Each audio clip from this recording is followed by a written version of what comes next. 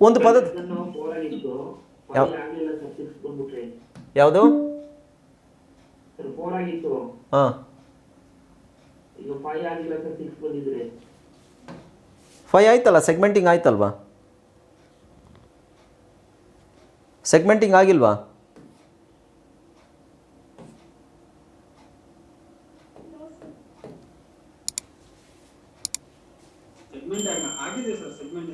ಅದೇ lesson number 5, ಅದೇ 5. Okay, right. Okay, lesson ಆ ಕಡೆ ಈ ಕಡೆ ಹೋದ್ರೆ ಪರವಾಗಿಲ್ಲ, ಆಮೇಲೆ ನಿಮಗೆ ಇದಾಗುತ್ತೆ, ಅದು ನಂಬರ್ ಸ್ವಲ್ಪ ಆ ಕಡೆ ಈ ಕಡೆ ಆಗಿದೆ. ರೈಟ್. ಈಗ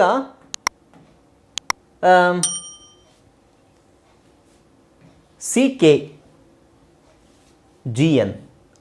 GN ಬಂದಾಗ ಜಿನ ಮರ್ತುಬಿಡಿ, ಜಿ ಸೈಲೆಂಟ್ ಆಗಿರುತ್ತೆ. GN ಬಂದಾಗ ಮಾತ್ರ, ಎಲ್ಲ ಕಡೆ ಇಲ್ಲ, ಒಂದು 2-3 ಕಡೆ ಜಿನ ಹೇಳಬೇಕು, ಅದು ಎಲ್ಲಿ ಅಂತ ಹೇಳ್ತೀನಿ ಆಮೇಲೆ. KN ಬಂದಾಗ ಎಲ್ಲ ಕಡೆ ಕೆ ಸೈಲೆಂಟ್ ಆಗಿರುತ್ತೆ, ಬರೀ ಎನ್ನೇ ಹೇಳಬೇಕು.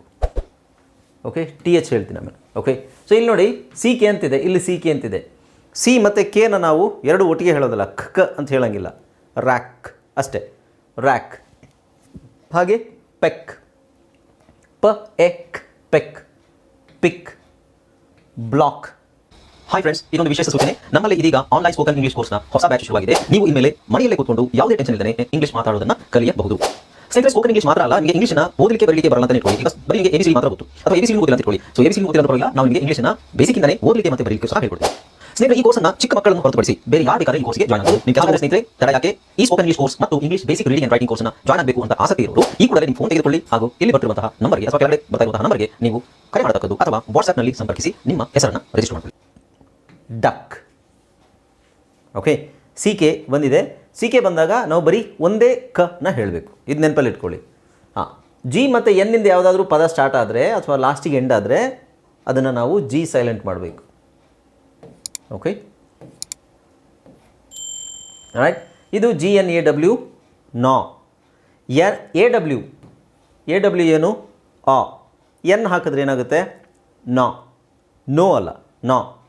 ಇದು sign, SIGN, sign. ಕೇಳಿದಿರಾ?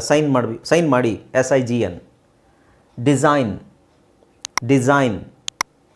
Okay, design ಅಂತಲೂ ಹೇಳ್ಬೋದು, ಬಟ್ ಡಿಸೈನ್ ಅಂತಲೇ ಹೇಳಬೇಕು. ಅದು ಯಾಕೆ ಹೇಳ್ತೀವಿ ಅನ್ನೋದು ಮುಂದೆ ಗೊತ್ತಾಗುತ್ತೆ ನಿಮಗೆ. ಡಿಸೈನ್.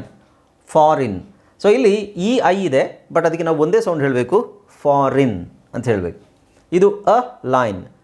ಆ ಲೈನ್ ಅಲ್ಲ, ಅ ಲೈನ್. ಎ ಅನ್ನೋ ಅಕ್ಷರಕ್ಕೆ ಸುಮಾರು 9 ಸೌಂಡ್ಸ್ಗಳಿದೆ.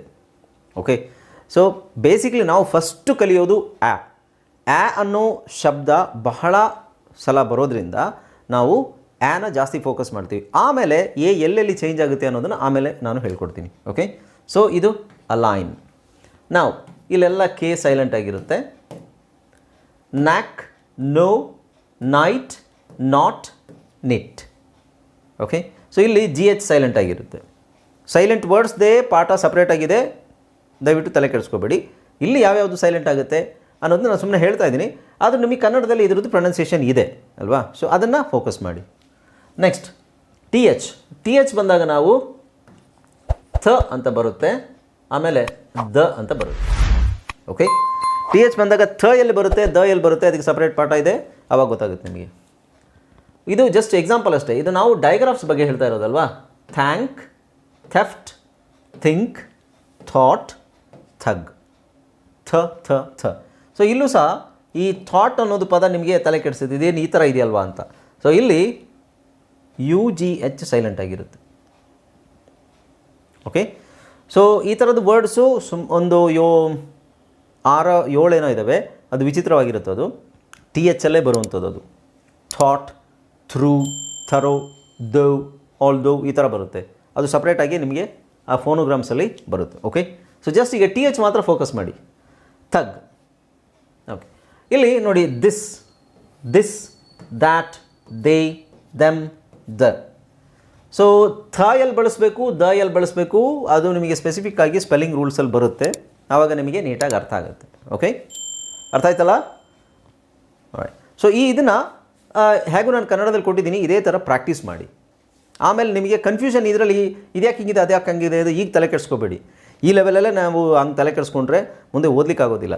ಅದಕ್ಕೆ ನಾನು ಕನ್ನಡದಲ್ಲೇ ನಿಮಗೆ ಇದರ ಉಚ್ಚಾರಣೆ ಕೊಟ್ಟಿದ್ದೀನಿ, ಇದನ್ನು ಇದೇ ಥರ ಪ್ರಾಕ್ಟೀಸ್ ಮಾಡಿ. ಓಕೆ, ಸೊ ಓದ್ತಾ ಓದ್ತಾ ಓದ್ತಾ ಅದು ನಮಗೆ ಮೈಂಡಲ್ಲಿ ಕೂತ್ಕೋಬೇಕು ಆ ವರ್ಡ್ಸ್ ಎಲ್ಲ. ಓಕೆ, ಆಮೇಲೆ ಅದು ಯಾಕೆ ಹಂಗೆ ಬಂತು ಅನ್ನೋದು ಆಮೇಲೆ ಗೊತ್ತಾಗುತ್ತೆ. ಈಗಲೇ ತಲೆ ಕೆಡಿಸ್ಕೊಂಡ್ರೆ ಓದೋದನ್ನೇ ಬಿಟ್ಬಿಡ್ತೀವಿ ನಾವು. Okay, right. ನೆಕ್ಸ್ಟ್ ನೋಡಿ, WH ಬಂದಾಗ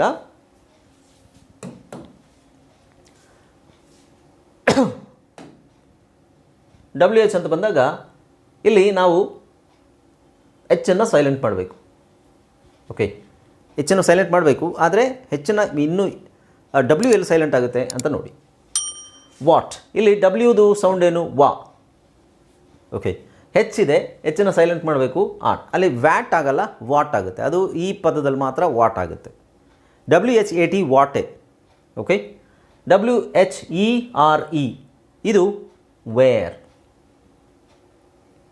ಇವೆಲ್ಲ ಸ್ವಲ್ಪ ವಿಚಿತ್ರ ಪದಗಳು. ಈ ಡೈಗ್ರಾಫ್ಸ್ ಅಂತ ಬರೋದು ಸ್ವಲ್ಪ ವಿಚಿತ್ರವಾಗೇ ಬರುತ್ತೆ.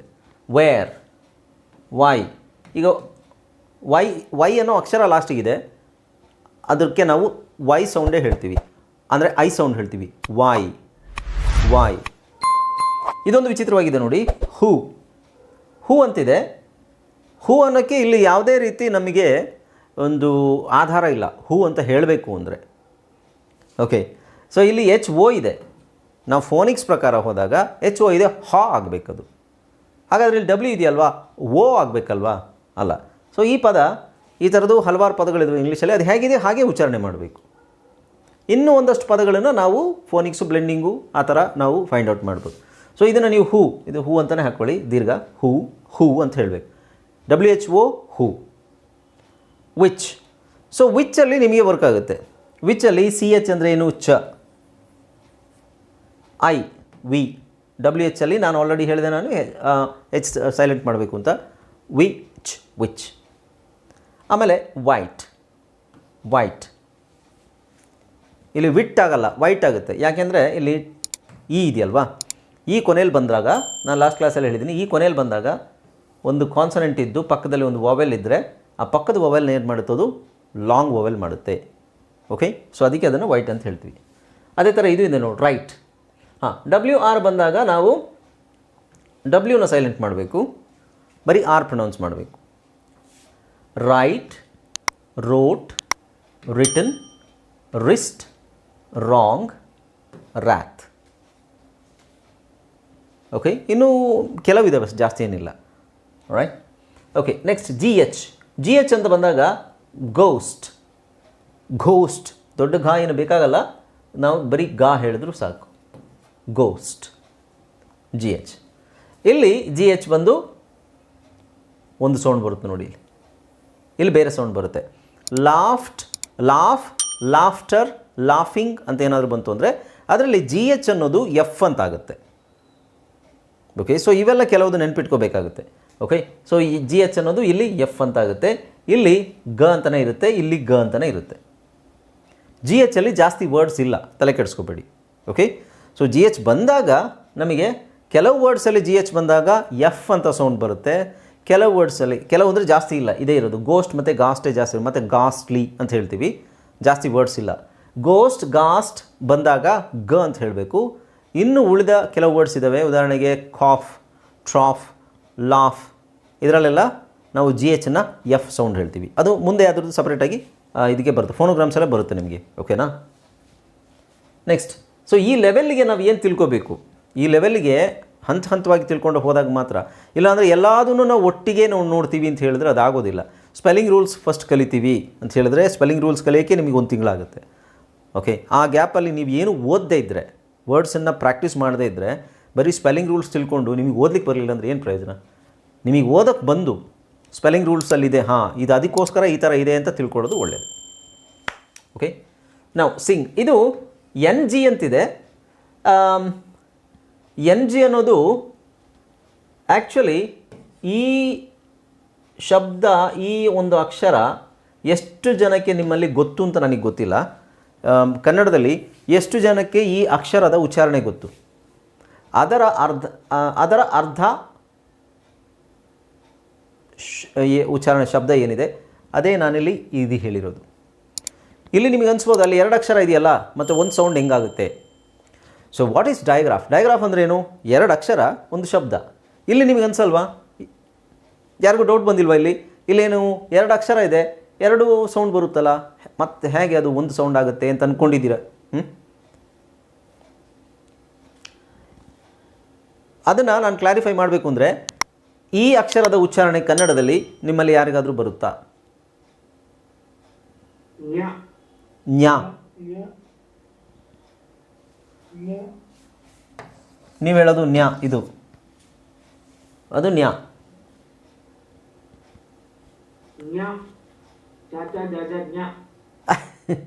ಚಾಚಾ ಜಾಜಾದಲ್ಲಿ ಬರೋದಿಲ್ಲ, ಅದು ಕಾಕಾ ಗಾಗಾದಲ್ಲಿ ಬರುತ್ತೆ.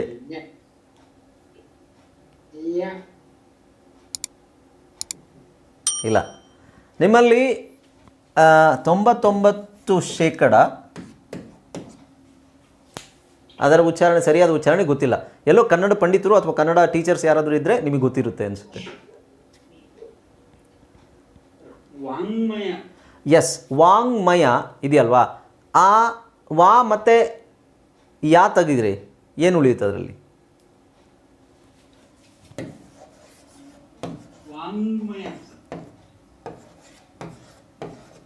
ವಾಂಗ್ಮಯ ತಾನೇ? ಸೊ ನೀವು ಇದನ್ನು ತೆಗೆದು ಇದನ್ನು ತೆಗೀರಿ, ಇದನ್ನು ತೆಗೀರಿ, ಇದನ್ನು ತೆಗೀರಿ, ಏನಿದು?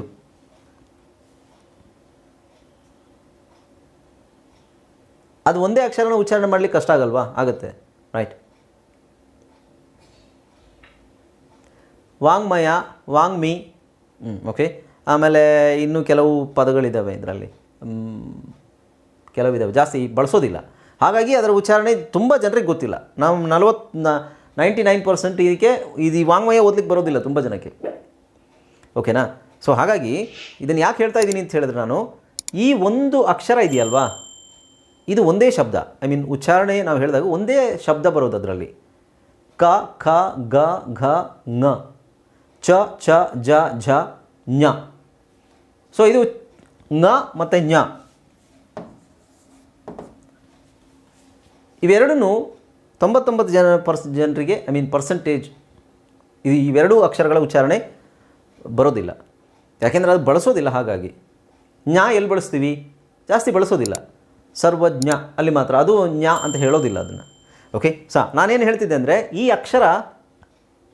ಅಕ್ಷರದ ಉಚ್ಚಾರಣೆ ಏನಿದೆ, ಈ ಅಕ್ಷರನ ನಾವು ಅರ್ಧ ಮಾಡಿದಾಗ,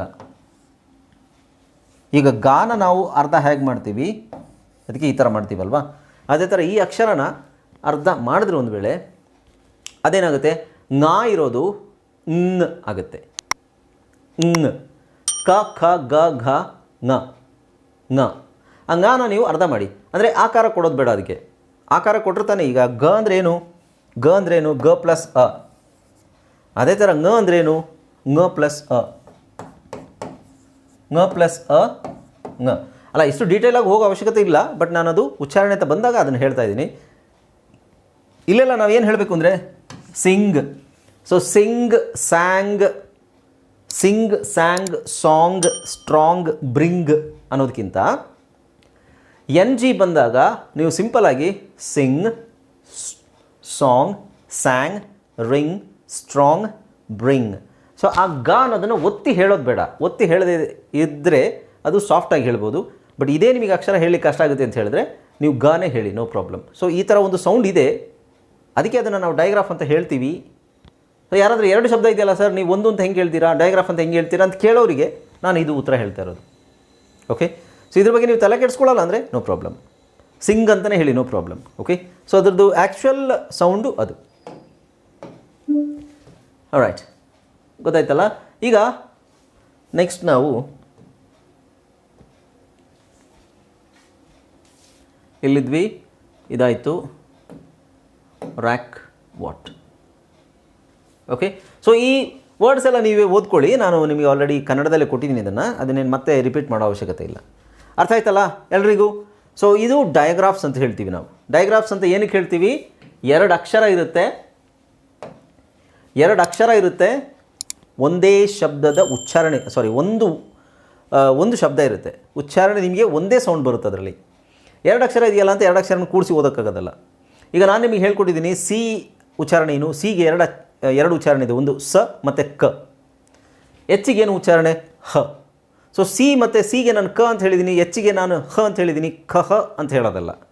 ಅದು ಹಂಗೆ ಆಗೋದಿಲ್ಲ ಅನ್ನೋ ಕಾರಣಕ್ಕೋಸ್ಕರನೇ ಮತ್ತು ಚ ಮತ್ತು ಶ ಅನ್ನೋ ಶಬ್ದಗಳಿಗೆ ಕನ್ನಡದಲ್ಲಿ ಉಚ್ಚಾರಣೆ ಇರೋ ಅಕ್ಷರಗಳಿರೋ ಥರ ಇಂಗ್ಲೀಷಲ್ಲಿ ಇಲ್ಲದೆ ಇರೋದ್ರಿಂದ ಚ ಅಂತ ನಾವು ಬರಿಬೇಕು ಅಂದರೆ ಸಿ ಎಚ್ ಬರಿಬೇಕು, ಶ ಅಂತ ಬರಿಬೇಕು ಅಂದರೆ ನಾವು ಎಸ್ ಎಚ್ ಹಾಕಬೇಕು. ಅದಲ್ಲದೆ ಇನ್ನೂ ಕೆಲವು ಇವೆಲ್ಲ ಏನಕ್ಕಿದ್ದಾವೆ ಅಂತ ಹೇಳಿದ್ರೆ ಅದು ಆ ಪದಗಳನ್ನು ಹಾಗೆ ಬಳಸಿದ್ರೆ ನಾವು ಮೀನಿಂಗ್ ಚೇಂಜ್ ಆಗುತ್ತೆ ಅನ್ನೋ ಕಾರಣಕ್ಕೋಸ್ಕರ ಈ ಥರ ಡಯಾಗ್ರಾಫ್ಸ್ಗಳೆಲ್ಲ ಇಂಗ್ಲೀಷಲ್ಲಿ ಇದೆ. ಓಕೆ, ರೈಟ್, ಗೊತ್ತಾಯ್ತಲ್ಲ? ಇದು ಅರ್ಥ ಆದರೆ ನಿಮಗೆ ಮುಂದಿಂದು ಅರ್ಥ ಆಗುತ್ತೆ. ಓಕೆ, ಮುಂದೆ ನೆಕ್ಸ್ಟ್ ನಾವು ನೋಡೋದು ಏನು ಅಂತ ಹೇಳಿದ್ರೆ